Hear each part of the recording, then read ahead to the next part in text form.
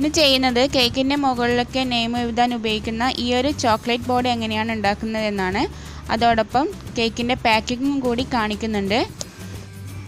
ഒരല്പം dark chocolate melt ചെയ്തെടുത്തിട്ടുണ്ട്. ഇതേപോലെയുള്ള ഒരു ഷീറ്റ് എടുത്ത് അതിലേക്ക് ഈ ചോക്ലേറ്റ് സ്പ്രെഡ് ചെയ്ത് കൊടുക്കാം. ചോക്ലേറ്റ് മെൽറ്റ് ചെയ്യുന്ന രീതി ഞാൻ മുന്നേ ചെയ്തിരുന്ന ചോക്ലേറ്റ് ഡെക്കറേഷൻസിൻ്റെ വീഡിയോയിൽ കാണിച്ചിട്ടുണ്ട്. അപ്പോൾ കാണാത്തവരുണ്ടെങ്കിൽ അതൊന്ന് പോയി കാണുക. ഇതൊരല്പം കട്ടിയിൽ തന്നെ സ്പ്രെഡ് ചെയ്ത് കൊടുക്കാം. ഈ ഒരു ഷീറ്റിന് പകരം നിങ്ങൾക്ക് വേണമെങ്കിൽ ബട്ടർ പേപ്പർ യൂസ് ചെയ്യാം.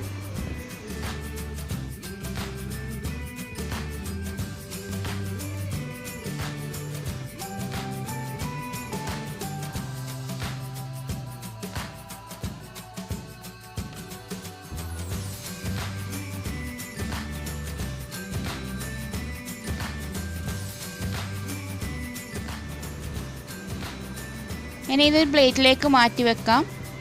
എന്നിട്ട് ഒരു 2 മിനിറ്റ് ഫ്രീസറിൽ വെച്ചെടുക്കാം.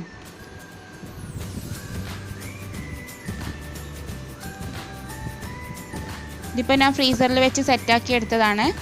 ഇനി പതിയെ അതിൻ്റെ ആ പേപ്പർ ഒന്ന് ഇളക്കി കൊടുക്കാം. ഇനി ഇതേപോലെ ഇത് കേക്കിൻ്റെ മുകളിൽ ഇങ്ങനെ വെച്ച് കൊടുത്താൽ മതി.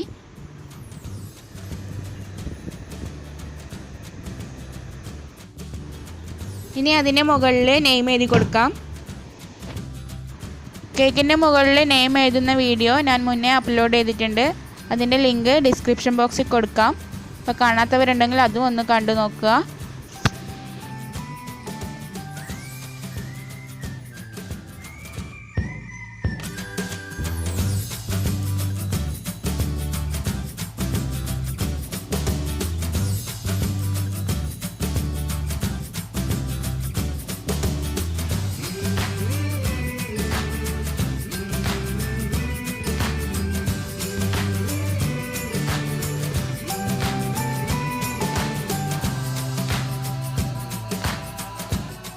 ഈ ടോപ്പിൽ വെച്ചിരിക്കുന്ന ഡെക്കറേഷൻസിൻ്റെ ഒക്കെ വീഡിയോ ഞാൻ മുന്നേ ചെയ്തിട്ടുണ്ട്.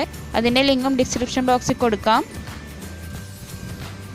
ഇനി കേക്ക് എങ്ങനെയാണ് പാക്ക് ചെയ്യുന്നത് എന്ന് നോക്കാം. ആദ്യം ഈ ബോക്സിൻ്റെ എല്ലാ ഭാഗവും ഒന്ന് ഇതേപോലെ ഒന്ന് ഫോൾഡ് ചെയ്തെടുക്കാം.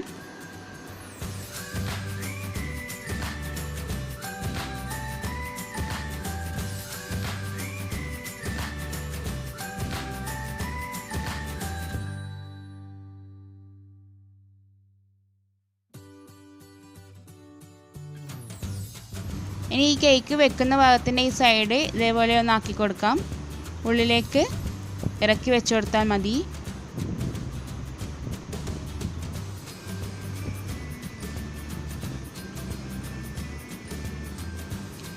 ഈ ഒരു സൈഡ് ഞാനിപ്പോൾ ഫോൾഡ് ചെയ്യില്ല.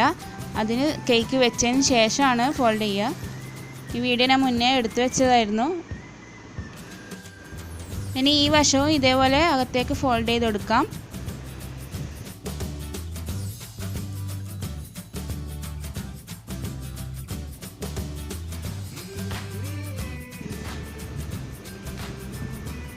ഇനി ടോപ്പിലുള്ള ഈ സൈഡും അകത്തേക്ക് ആക്കി കൊടുക്കാം.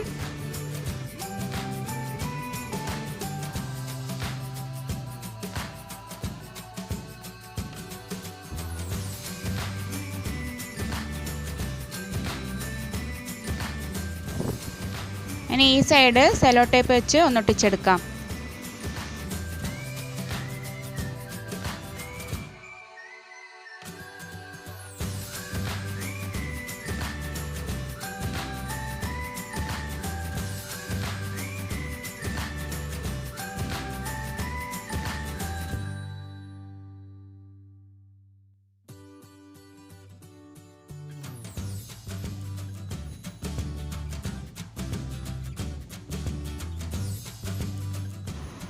ഈ ബോക്സിൻ്റെ പുറത്തായിട്ട് നൈഫ് വെച്ച് കൊടുത്തിട്ടുണ്ട്.